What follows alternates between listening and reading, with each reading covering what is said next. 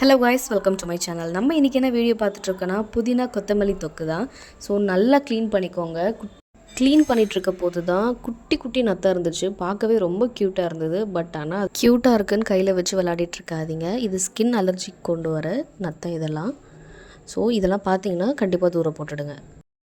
So எல்லாத்தையும் பார்த்து நல்லா க்ளீன் பண்ணி எடுத்துக்கோங்க. ஒரு 3லேருந்து 4 தடவை கூட அலசிக்கோங்க. நல்லா அலசிட்டு ஒரு கண்டெய்னரில் போட்டு நல்லா ட்ரெயின் பண்ண விட்டுடுங்க. தண்ணி எல்லாம் சொட்டட்டும். தாளிக்கிறதுக்கு தேவையான பொருள்: சீரகம், உளுத்தம்பருப்பு, கடலைப்பருப்பு, இஞ்சி, பூண்டு, காஞ்ச மிளகா, ஒரே ஒரு ஆனியன் மட்டும் எடுத்துக்கோங்க. ஒரு பேனலில் ஆயில் போட்டு இது எல்லாத்தையும் 1 by 1 போடுங்க. எதையுமே கருக விட்டுறாதீங்க. சிம்மில் வச்சு 1 by 1 போட்டு நல்லா வதக்கிட்டே இருங்க. புதினா கொத்தமல்லி எல்லாத்தையுமே எடுத்து ஃபஸ்ட்டு போட்டதுக்கப்புறம் ஒரே ஒரு தடவை கிளறி விட்டு மூடிடுங்க. பெருங்காயம், புளி கொஞ்சமாக ஆட் பண்ணுங்கள்.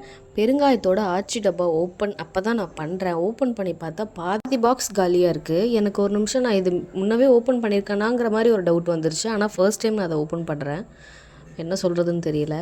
நம்மளோட சட்னி பார்த்தீங்கன்னா ரெடி ஆகிடுச்சு. கொஞ்சம் நேரம் ஃபேன் காற்றுல ஆற விட்டு குறைன்னு அரைச்சிக்கோங்க. அப்போ தான் சாப்பாட்டை பிசையும் போது சூப்பராக இருக்கும்.